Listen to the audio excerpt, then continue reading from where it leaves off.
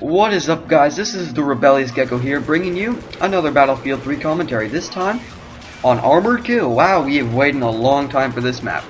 I remember in close quarters days, people were like, I'm not gonna get this, gonna wait for Armored Kill. So this has been very highly anticipated. The question is, was it worth it? Is it as good as people said it was gonna be? Well, I can safe to say that it is pretty amazing, but does it live up to those expectations? Maybe not so much. And I'll get to those opinions in a bit, but first of all, look at this. Whoop! I'm sorry, but wasn't that guy over there a bit? I've been getting a lot of lag recently. I don't know if that's to do with the new patch, Armored Kill servers, whether I've been playing mostly European servers by accident, but I've been experiencing a lot of lag. So if I can get an answer for that, that'd be nice. But back to Armored Kill. I must say, the maps look great. I'm going to start off with the positive. The maps look great. Like, they definitely took a page out of everyone's complaints about Battlefield 3 maps. Looks too dark. Not enough colors. Well, I'm telling you now, they definitely added enough colors onto these maps. Bandar Desert is basically covered in bright orange. Death Valley is purple. And Armored Shield is green, basically green. Albor's Mountain has to be one of the darker ones out of the map pack, but it's still like leagues above like something like Grand Bazaar, which is basically gray all the way through.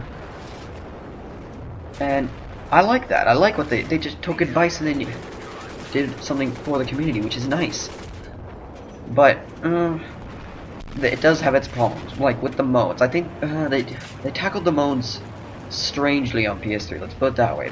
They did it strangely. I'll start off with the Rush because that's what we're playing on. And you might have noticed at the beginning with my AC-130 triple kill. I think that's wrong. Honestly, the AC-130 is a bit of a problem on Rush. Attacking, it's a bit overpowered.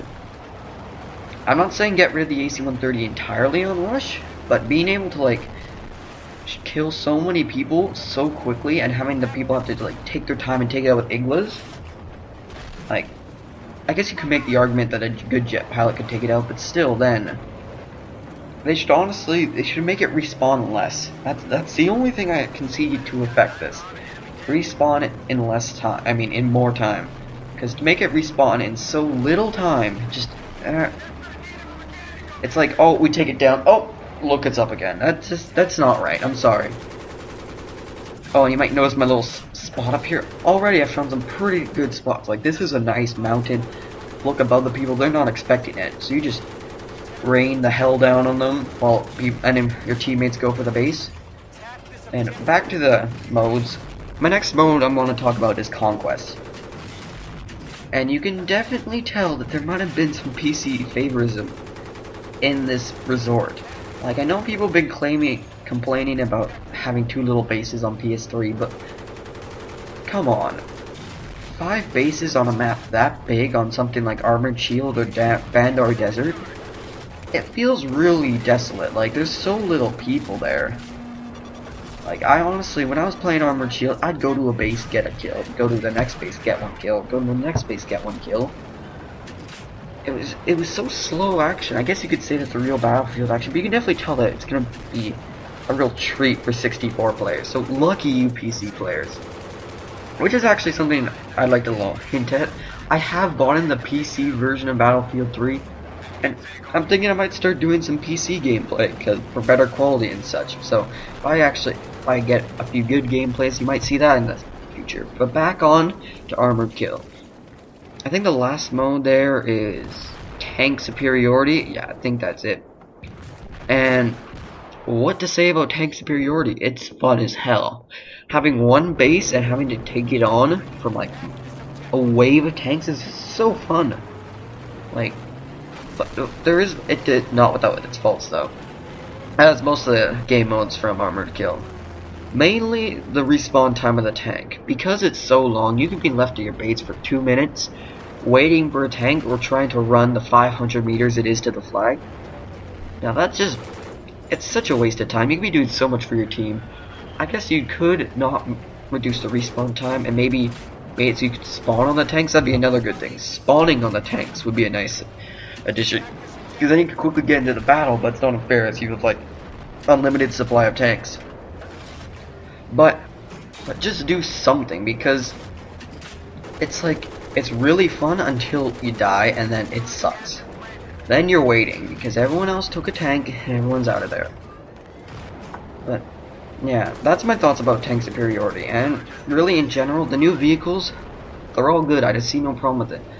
My only complaint, the AC-130, except on Rush, seems fine to me. It's like, it does damage on Conquest, but it's not overpowered because it's really easy to take down unless you have a good supporting fly squad, if you will.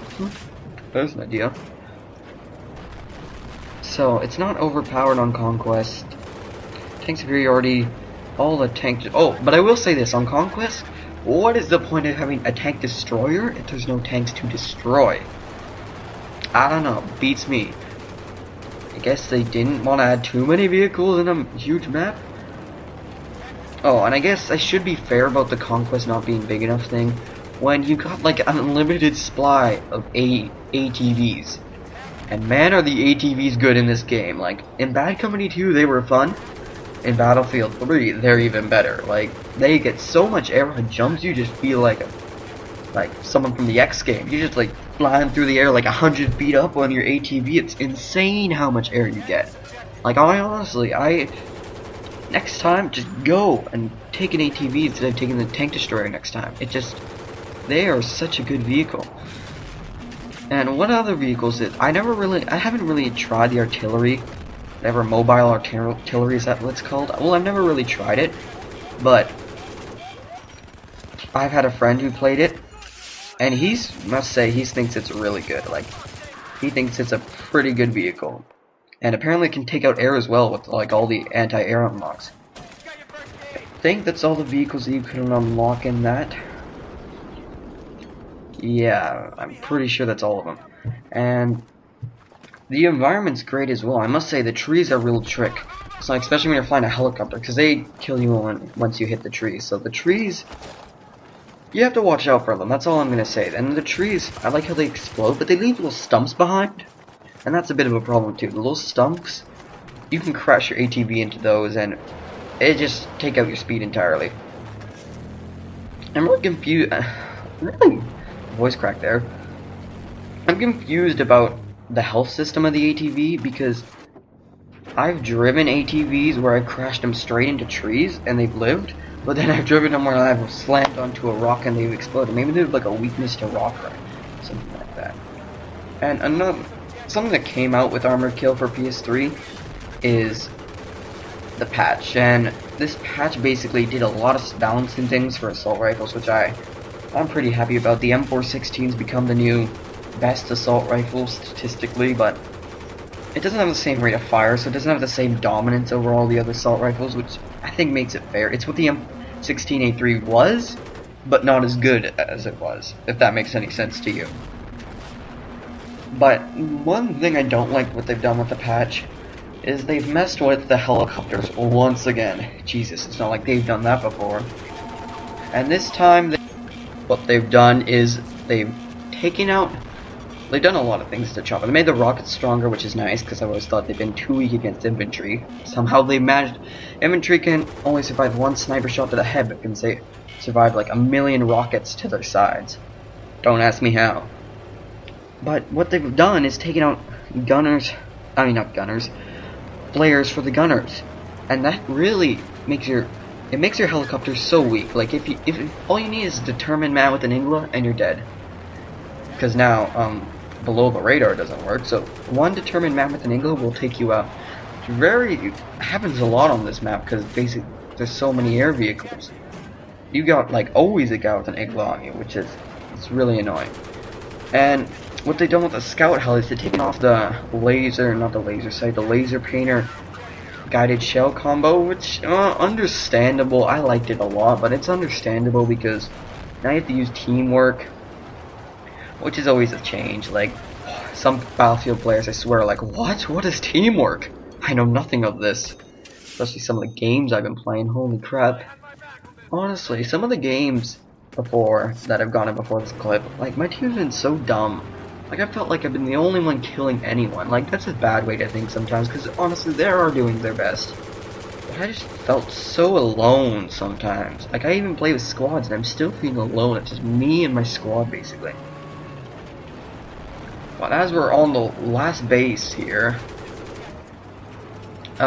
what? My final thoughts on Armored Kill, I guess.